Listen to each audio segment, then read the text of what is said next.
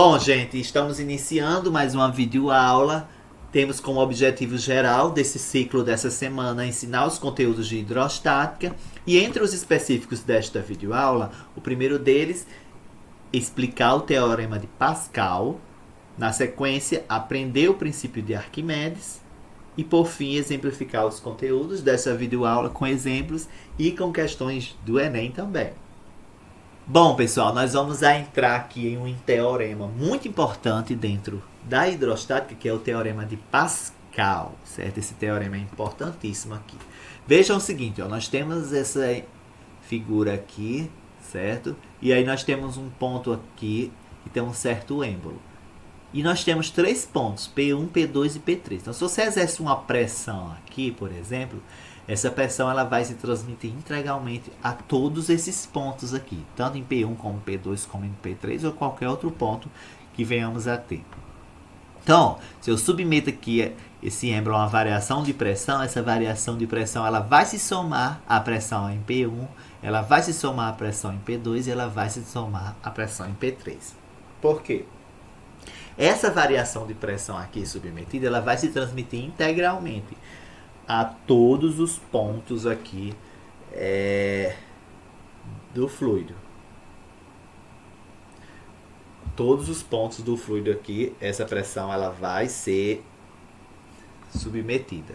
No caso, eu submeti aqui a uma certa variação de pressão e essa variação de pressão ela se transmitiu integralmente a todos esses pontos. E aí eu considerei aqui dois pontos. Três pontos. P1, P2 e P3 submetiam a variação de pressão, ΔP aqui, e essa variação de pressão se transmitiu integralmente ao recipiente, ou seja, ela se somou em todos os pontos, inclusive nesses três pontos aqui que eu considerei. Então, ó, a variação de pressão em P1 é igual à variação de pressão em P2, que é igual à variação de pressão em P3 ou de qualquer outro ponto que eu venha ter dentro desse êmbolo. Por quê? Porque pelo teorema de Pascal, a variação de pressão que é submetida a um certo corpo, certo? Um certo sistema, ela é transmitida integralmente a todos os pontos desse fluido. Por isso que ela se soma de forma integral, né, nessa distribuição no corpo, e essa variação de pressão é a mesma em qualquer ponto. Bom, um exemplo disso é a prensa hidráulica. Um exemplo de aplicação aqui do teorema de Pascal. Então, o que é que o teorema de Pascal nos diz? Que a variação de pressão, certo, em um fluido, ela tende a se transmitir, certo, integralmente, de forma integral, a todos os pontos desse fluido. Então, essa é a definição desse teorema de Pascal, certo? Ele foi elaborado pelo francês Blaise Pascal, que estabeleceu que a pressão aplicada, certo, em um ponto aqui de um fluido em repouso, ela se transmite integralmente a todos os pontos desse fluido. É um princípio físico aqui muito importante, por isso que leva justamente o nome do seu cientista que descobriu, né, que é Blaise Pascal, francês. Então nós temos aqui uma aplicação do teorema de Pascal, que é a prensa hidráulica. Então se eu aplicar aqui nessa área A1, olha, uma certa pressão, né, uma certa força F1, né, uma certa distribuição de força aqui, que vai me dar justamente a pressão. Essa variação de pressão que eu submeto aqui nessa área 1, ela se transmite integralmente, olha, a todos os pontos do fluido. A mesma variação de pressão que você aplica aqui na área 1 é a mesma variação de pressão que chega na área 2. No entanto, para que essa igualdade se estabeleça, essa variação de pressão aqui, por ela ser igual à mesma na área 1, a da área 2, vai gerar uma força muito grande aqui na área 2 e, consequentemente, vai estar gerando também uma força muito grande aí. E aí, por isso, você consegue erguer um carro lá numa prensa hidráulica. O macaco hidráulico também é um exemplo disso, certo? São justamente aplicações, né, desse princípio de Pascal.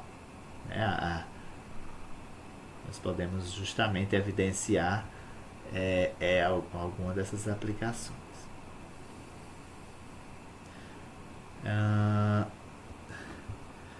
Então, nós temos que a variação de pressão aqui em P1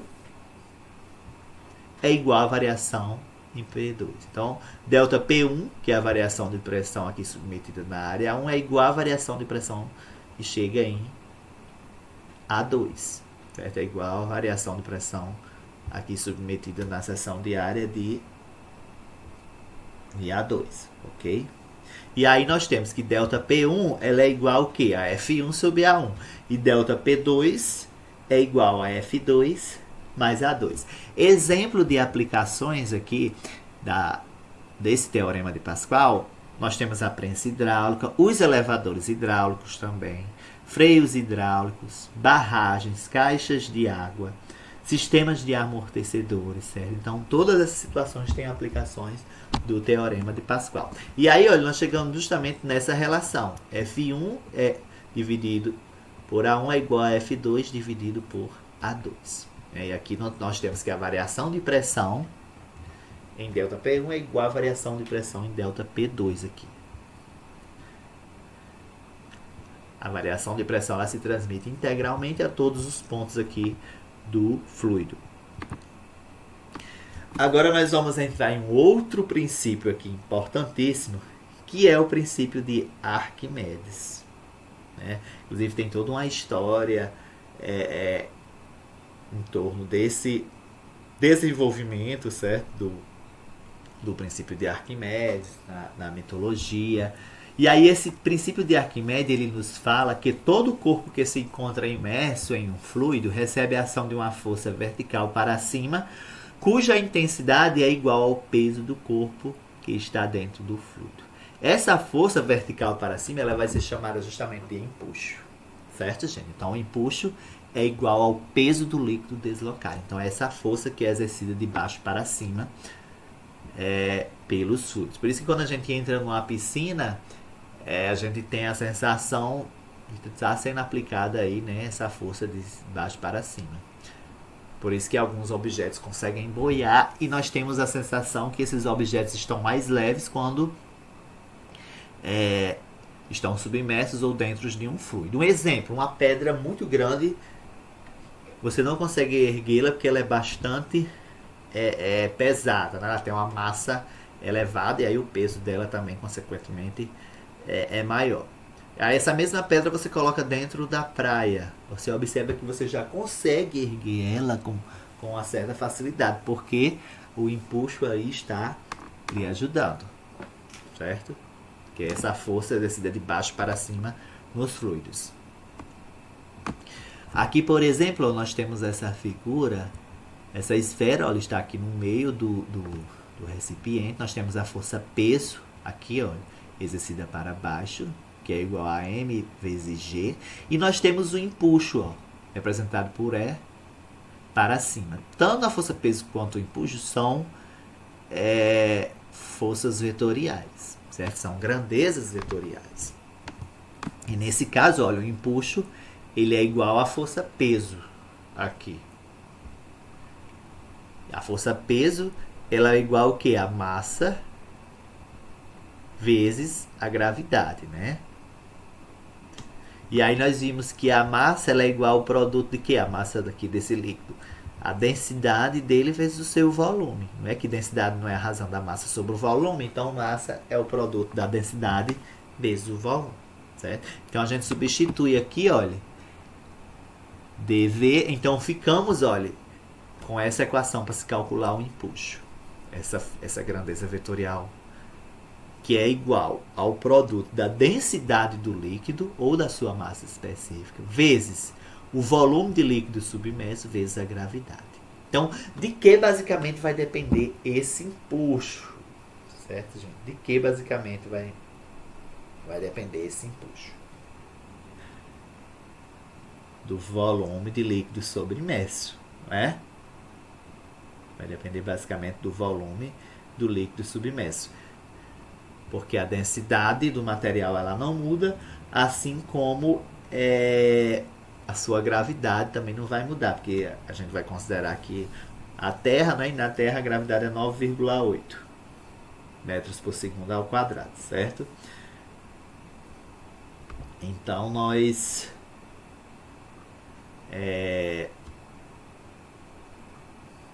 concluímos que esse empuxo depende basicamente desse volume do líquido submerso, desse volume de líquido deslocado.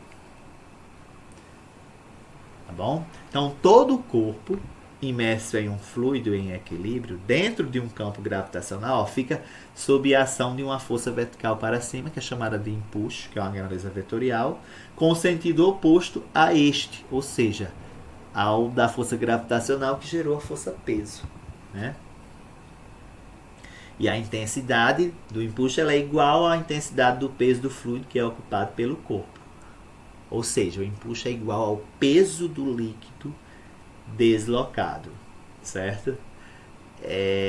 E aí nós temos três situações, por exemplo, quando o empuxo é maior que a força peso, quando a força peso é maior que o empuxo, quando o empuxo é igual a força peso. Olha, nessa situação aqui o empuxo ela é igual à força peso. Mas aí, ó, se o objeto estivesse aqui submerso, boiando, né, aqui nesse fluido, o empuxo ele é maior que a força peso.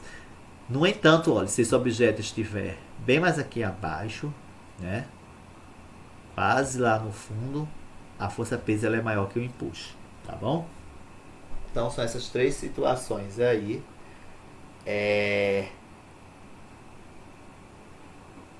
Então nós temos algumas aplicações, por exemplo, a boia, o colchão inflável, onde nós temos a aplicação do princípio de Arquimedes, em um iceberg, certo?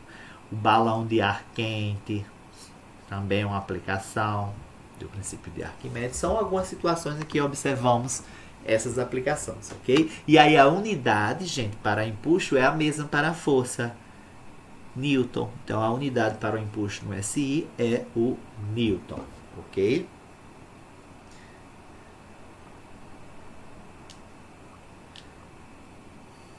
Beleza?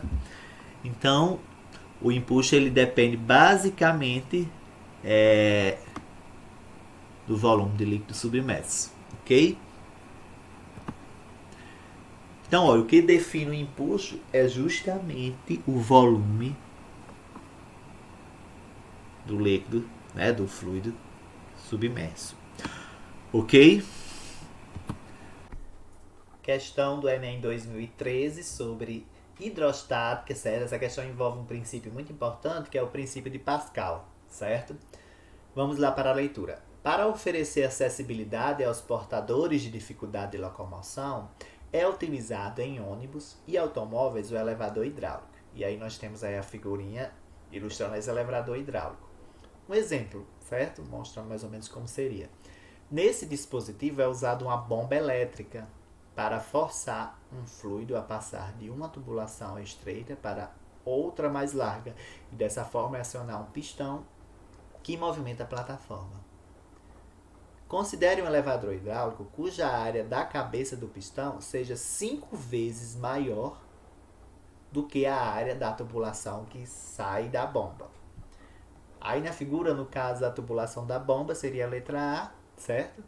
E no caso, a cabeça do pistão maior seria aonde seria colocado o portador, né, de dificuldade de locomoção, cadeirante.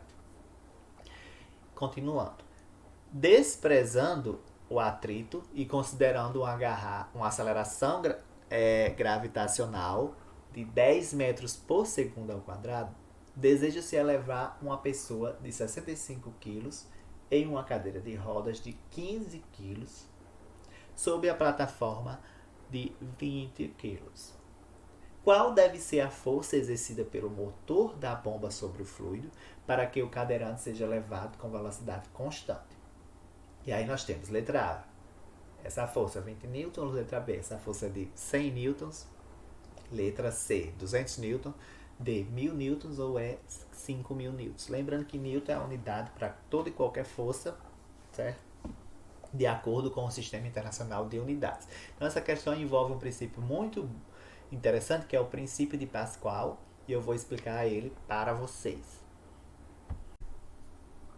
Gente, olha, esse princípio de Pascal, ele é muito importante, certo? Aqui na hidrostática.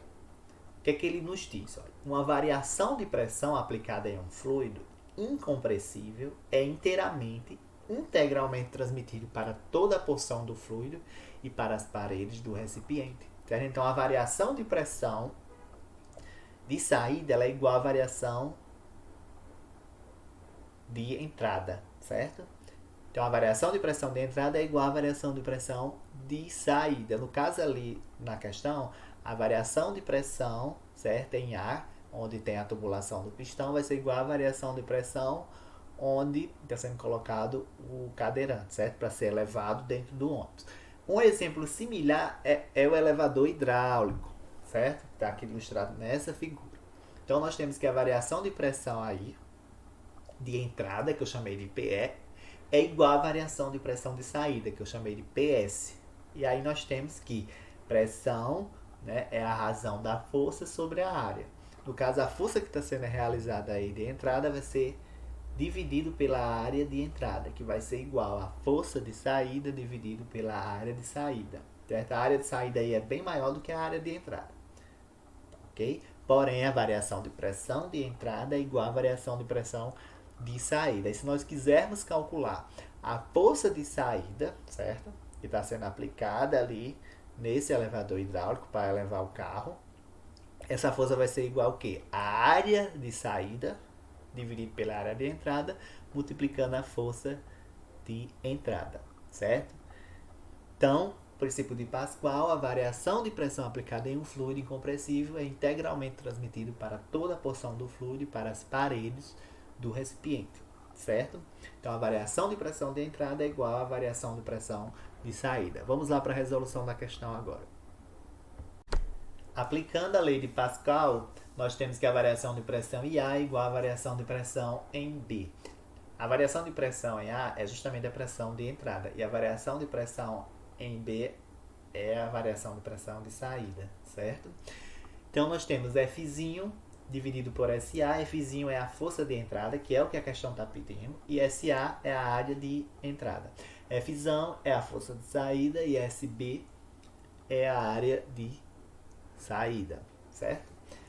Porém, nós estamos querendo saber qual é o valor dessa força de entrada, que é o Fzinho. Então, Fzinho vai ser igual a Fzão, que é a força de saída, multiplicando aí a razão entre a área de entrada dividido pela área de saída, ok? Então, nós queremos saber quem é Fzinho. Observem aí a figura da questão que eu coloquei aqui também na resolução, tá certo? Então, como a cadeira sobe com velocidade constante, temos que existe uma força F, que está em equilíbrio com a força peso. Porém, nós não sabemos aí qual é o valor dessa força peso. Lembrando que força peso é calculado como, gente? O produto da massa vezes a aceleração da gravidade. A massa aí total vai ser a soma da massa do cadeirante mais a massa da cadeira mais a massa da plataforma. Somando as três massas aí, nós teremos que vai dar de de 100 quilogramas, certo? Essa massa. Como a força peso é igual ao produto da massa vezes a aceleração da gravidade, certo? Nós vamos ter que a força peso. Bem, gente, questão do Enem 2011 sobre hidrostática. Lembrando que a hidrostática faz o estudo dos fluidos em repouso, certo? Em um experimento realizado para determinar a densidade da água de um lago, foram utilizados alguns materiais conforme ilustrado. Então, na imagem aí ilustra um dinamômetro com graduação de 0 Newton a 50 Newton e um cubo maciço e homogêneo de 100 centímetros de aresta e 3 kg de massa. Vejam que esses dados são importantes. Inicialmente foi conferida a calibração do dinamômetro, constatando-se a leitura de 30 Newton quando o cubo era preso ao dinamômetro e suspenso no ar. Ao mergulhar o cubo na água do lago até que metade do seu volume ficasse submerso, foi registrada a leitura de 24 newton no dinamômetro. Considerando que a aceleração da gravidade é de 10 metros por segundo ao quadrado, a densidade da água do lago em gramas por centímetro cúbico é: letra A, 0,6, letra B, 1,2, letra C, 1,5, letra D, 2,5 ou E, 4,8. Bom, para resolver essa questão, nós vamos ter que relembrar o conteúdo do vídeo aula anterior, que é o conteúdo do princípio de Arquimedes, certo? Então vamos lá para conteúdo teórico. Relembrando aqui com vocês o princípio de Arquimedes, que já foi tratado em outra videoaula. É muito caível este assunto nas provas do Enem. O que é que o princípio de Arquimedes nos diz? Um corpo total ou parcialmente imerso num fluido sofre a ação de uma força de módulo igual ao peso do fluido deslocado pelo corpo e que aponta para cima. Essa força é chamada de empuxo, né, que é de baixo para cima que os fluidos exercem sobre os corpos. Como o corpo ali foi colocado na água, então essa força ela agiu no corpo. Seja Vf o volume do fluido deslocado pelo corpo, então a massa do fluido deslocado é dada por. Lembrando da equação da densidade, densidade é a razão da massa sobre o volume, então a massa de um fluido vai ser igual ao produto de quê? Da densidade do fluido vezes o seu volume.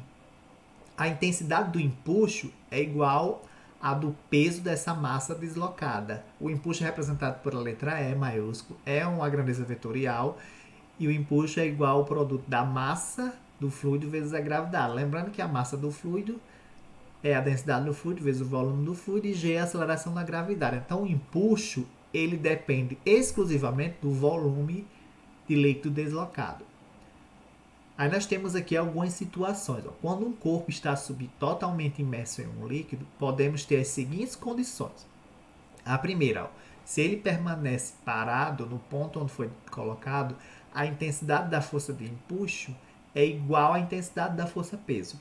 Se ele permanecer parado no ponto onde foi colocado, o empuxo é igual à força peso. A segunda situação é a seguinte: se ele afundar, a intensidade da força do empuxo é menor do que a intensidade da força peso. Se ele for levado para a superfície, esse é o terceiro caso, a intensidade da força do empuxo é maior do que a intensidade da força peso. Então, o empuxo é maior do que a força peso. Então, veja que lá nós temos na questão que foi medido o peso do corpo através de um dinamômetro fora do fluido e dentro do fluido da água, né? Vejam que essa intensidade da força peso foi diferente aí. Então, vejamos aqui a resolução da questão. Antes de partirmos para a resolução da questão, vou falar para vocês um pouco sobre densidade. Densidade é a razão da massa sobre o volume e a unidade de densidade no Sistema Internacional de Unidades é o quilograma por metro cúbico. No entanto, existe um fator de conversão quando você quer passar de grama por centímetro cúbico para quilograma por metro cúbico. Então, 1 grama por centímetro cúbico equivale a 1000 kg por metro cúbico. Certo? Então, se você quer passar de grama por centímetro cúbico para quilograma por metro cúbico, certo? Você vai fazer esse fator de conversãozinho aí através de uma regra de 3, certo?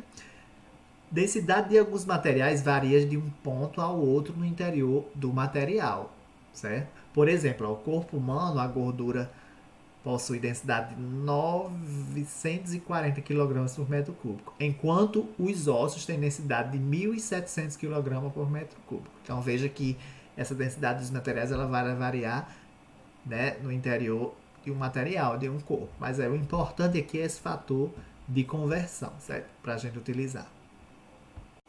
Então a resolução da questão vai envolver aqui um raciocínio muito importante. Quando foi medido, né, a força, peso, fora do fluido e quando foi medida dentro do fluido. Então, considerando a intensidade da força medida pelo dinamômetro antes de colocar no fluido, né? Então, essa força medida pelo dinamômetro, ela é justamente igual à força peso, que é de 30 newton, certo? Essa força do dinamômetro, antes de colocar no fluido. A intensidade da força medida pelo dinamômetro depois ou seja, quando é colocado dentro do fluido, veja que essa força do dinamômetro é diferente. Então essa força aí seria o peso aparente, certo? O peso aparente aí do corpo, pois esse peso vai ser alterado pela força de empuxo. Né? Então, essa força aí do dinamômetro metida dentro do fluido, ela é igual ao peso menos o empuxo. Porque o que vai interessar aqui para a gente é para calcular o empuxo. Pois calculando esse empuxo, nós vamos poder determinar a densidade, certo? Da água, que é o que a questão está pedindo. Então, fazendo aí essa diferença, né, 30 menos 24, nós vamos ficar que o empuxo é de 6 newton. De acordo com o princípio de Arquimedes, empuxo é igual ao quê? O produto da densidade, no caso aqui da água, o volume do fluido deslocado, vezes a aceleração da gravidade. Nós temos o empuxo, nós temos o volume e nós temos também a aceleração da gravidade. Então, substituindo esses dados na equação, nós vamos ficar então que essa densidade da água é de 12 vezes 10 elevado ao cúbico quilogramas por metro cúbico.